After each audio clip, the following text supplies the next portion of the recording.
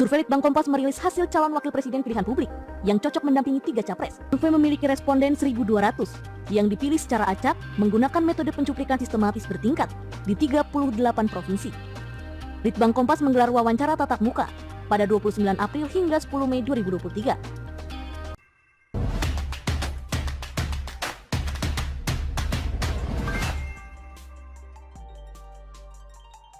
Ganjar tembus 40% survei Litbang Kompas, Prabowo mendekat dan Anies masih turun. Ditulis oleh Widodo Ekspedisiwar.com.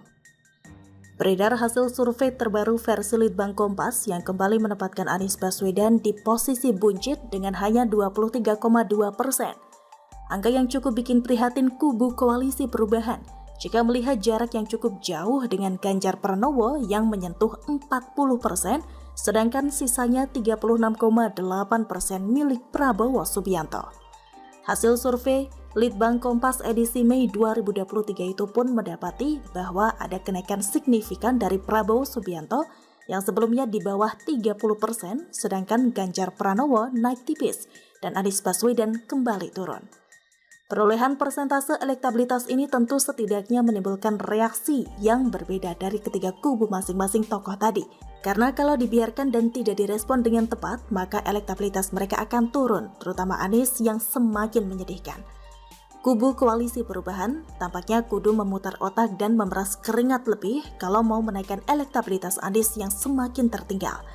Cara-cara kamuflase dengan menggambarkan Anies sebagai sosok yang santun, toleran, dan tidak menyerang kandidat lain tampaknya tidak efektif karena publik sudah membaca adanya niat terselubung di sana.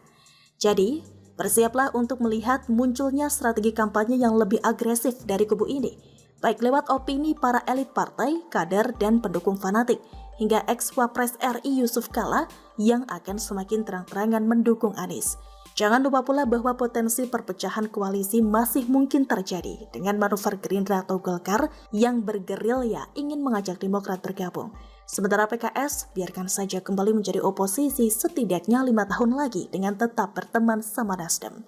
Prabowo yang pada tulisan sebelumnya saya sebut sudah kehilangan momentum emas karena kesempatan terbaik datang pada 2014, kini mungkin akan mengincar the last chance yang jika hanya dilihat dari elektabilitas memang bisa menjadi alasan kuat untuk bertarung pada Pilpres 2024 nanti.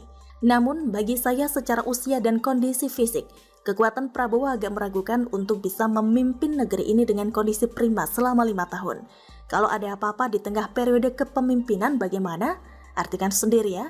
Meskipun begitu, dengan niat dan semangat yang tampaknya tidak terbendung, sukar bagi kita untuk berharap Prabowo batal maju sebagai capres, kecuali ada something big happen yang membuat Prabowo berubah pikiran. Terakhir ada Ganjar Pranowo dan kubu PDI Perjuangan yang praktis sampai hari ini baru didukung oleh Hanura dan PPP. Tapi masih perlu berjuang meyakinkan publik agar melirik Ganjar Pranowo, terutama dari kalangan relawan, pemilih Jokowi dan swing voters yang masih cukup besar karena ada di kisaran 10-12%. Namun masa pendaftaran masih lama dan peta politik masih bisa berubah. Apalagi kita tahu masih ada kasus korupsi BTS yang menimpa Sekjen Nasdem Joni Plate, yang kalau sampai bernyanyi karena gak mau dibui sendiri, potensi terjadi goncangan politik terutama di kubu Koalisi Perubahan akan terjadi. Bersiaplah Pak Paloh, begitulah kura-kura. Bagaimana menurut Anda?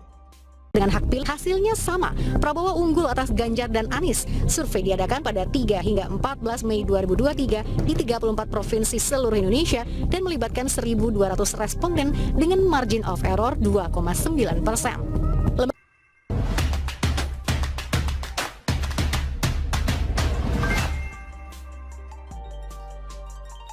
Jangan heran kalau dari blunder Anies berujung jeblok di survei. Ditulis oleh Ruskandi Angga Wirya di siwar.com. Dalam sebuah pidato politik, Anies Baswedan memberi alasan kenapa survei elektabilitasnya cenderung menurun.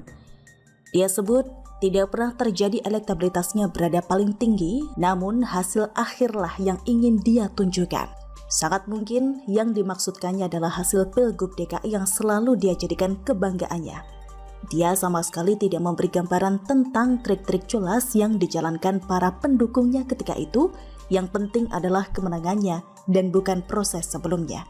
Tampaknya sikap demikian sudah menjadi fitrah seorang obsesif. Demi kemenangan, dia abaikan semua sisi kelam dan ketaknormalan proses kemenangan. Sementara yang menjadi harapan publik justru sebaliknya. Bagaimanakah kelanjutan setelah memenangkan kontestasi tersebut? Apakah rakyat dapat menikmati kemenangan itu setelahnya? Mirisnya, kita khawatir bahwa manuver Anies bersama para pendukungnya sendirilah yang membuat elektabilitasnya terus terjerembab di barisan bawah. Inkonsistensi Anies yang terus dipertontonkan niscaya semakin diingat publik dan fakta ini tidak mungkin diabaikan begitu saja. Jangankan membawa berkah kepada partai pengusung, untuk mengangkat popularitas sendiri pun tertatih-tatih mereka berusaha keras. Namun lagi-lagi blunder Anies terbaca oleh publik sebagai aspek yang memicu nilai negatif di berbagai survei. Kutel efek dari seorang Anies Baswedan saat ini sedang berada di titik bawah, maka partai pengusung pun harus berpikir keras agar mereka tidak turut terjerembab. Direktur Eksekutif Indikator Politik Indonesia, Burhanuddin Muhtadi, melihat adanya pola yang berkaitan antara kepuasan publik terhadap kinerja Presiden Joko Widodo dengan elektabilitas ketiganya. Khusus untuk Anies, elektabilitasnya akan menurun ketika tren kepuasan Jokowi meningkat.